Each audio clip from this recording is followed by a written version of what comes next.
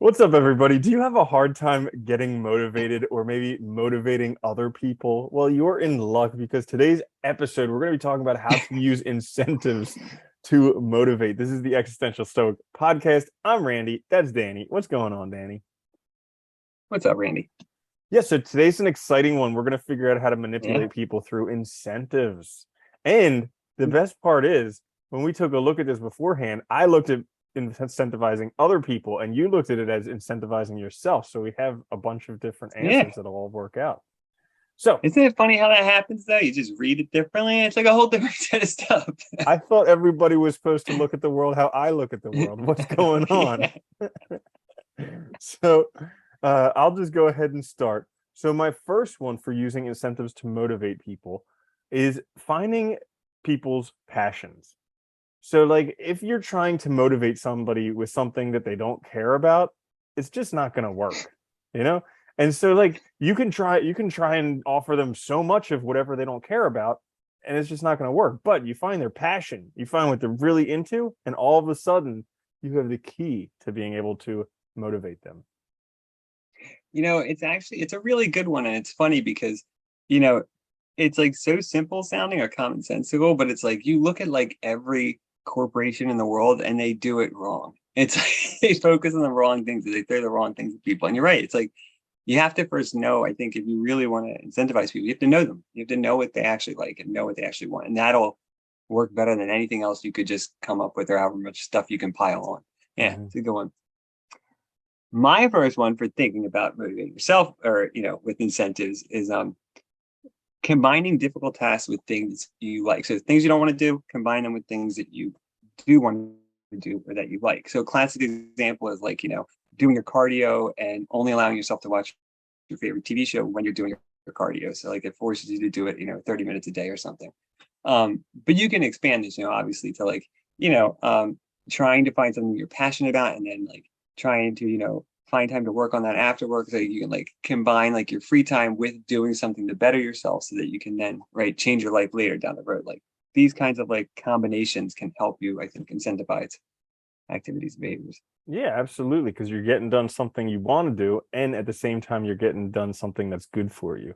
Like I used to love Yeah. on Saturdays and Sundays going for a nice long drive while listening to some good audiobooks. That way, I was Yeah. growing my brain and just like relaxing from a drive. That was the same type of thing. Dude, when I had to commute, those things were like godsend. Like they made it so nice and so much better. I know.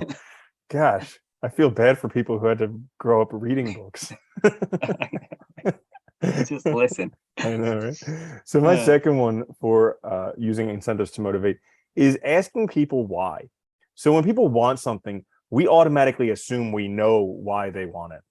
We could be way off. And here's the crazy thing is that when you start asking people why, particularly asking them over and over again, like you ask them why and they give you an answer.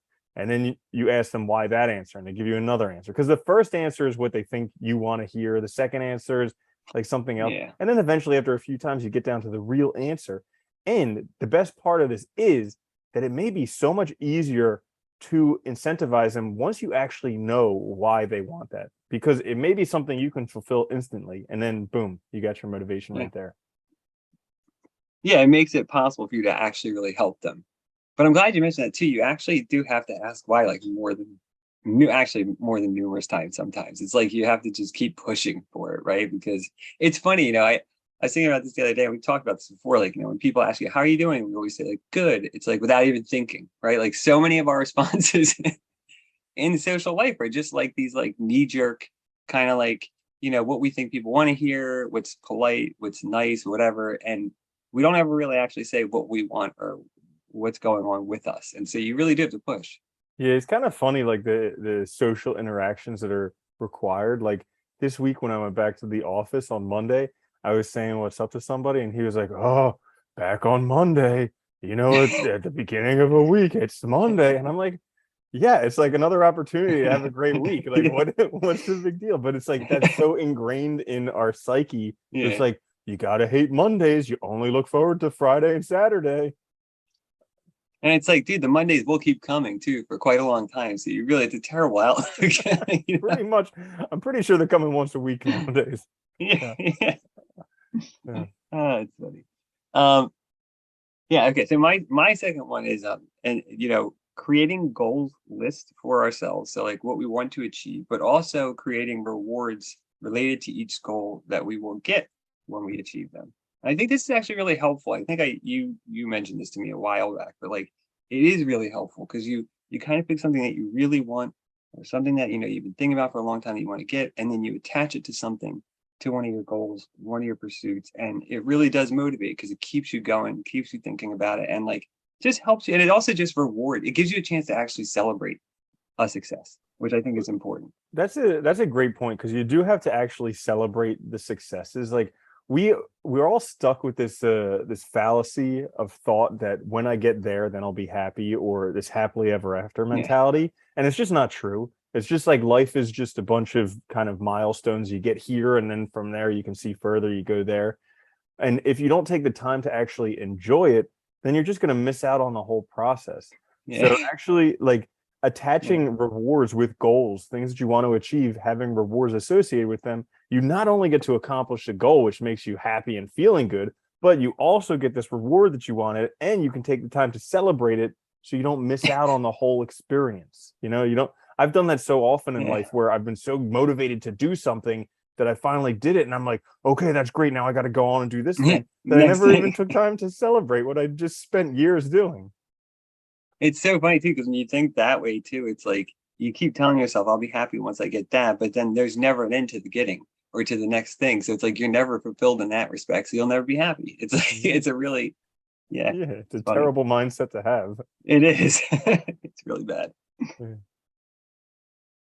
Is it my turn? Your third Oh, one. Yeah, okay. yeah, yeah. Is We that how we do this? I digress. forget. We're only I on don't know. episode like 170.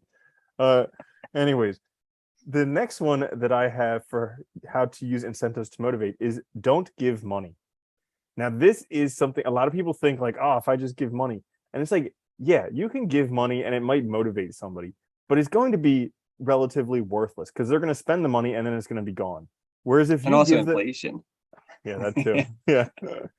Whereas if you give them like an experience for to motivate them, they're gonna remember that for their entire lives. So like using money is just like a very weak way of going about it. Whereas you can do much better things through experiences, and it may also cost you a lot less if you do it in that way. Yeah. You know what's funny? They actually found, I remember reading a study that they found like giving awards was actually more positively received by recipients than a cash prize, even though like 90% of the time, like the actual award is worth, costs less. But it's like the recognition, it's the sense of That's accomplishment, the thing that you can write down, whatever. Yeah. that's such a great point. I still remember getting coming in second place in the spelling bee in second grade, but I don't remember a single scholarship that I got to go to university.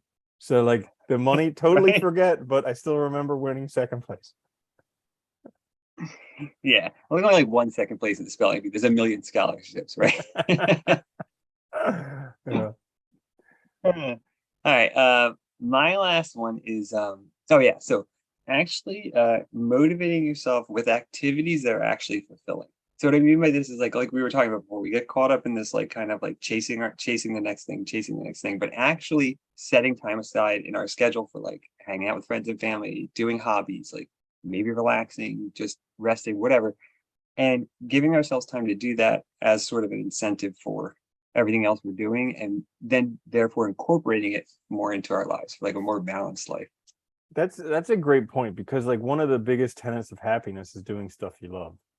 And Yeah. people get lost. Like I mean, I told you this week I was reading this really frustrating book about a guy who just made a ton of money and had these amazing life experiences, and it just frustrated me to no end. But then in the end of the book, he was like, all this stuff I've done, it just has completely diminishing return. Like, the first time I sat in a Ferrari was amazing. Now I buy one and it doesn't even satisfy me for 24 hours. And it's just like but he was like, happiness comes from a list of things, one of those things being doing stuff you love. And that makes it really important to focus on that because we're all so busy chasing money, thinking that when we get money, then we'll be happy. Bad mindset to have. Whereas instead, you just do stuff you love and you'll end up being happy. Damn right. Hmm. So, Boom. that is all for this episode, how to incentivize people. This is the Existential Stoic podcast. I'm Randy. That's Danny. Make sure to like, share, subscribe. Check us out on YouTube and also the podcast. I'll see you later, Danny. Later, Randy.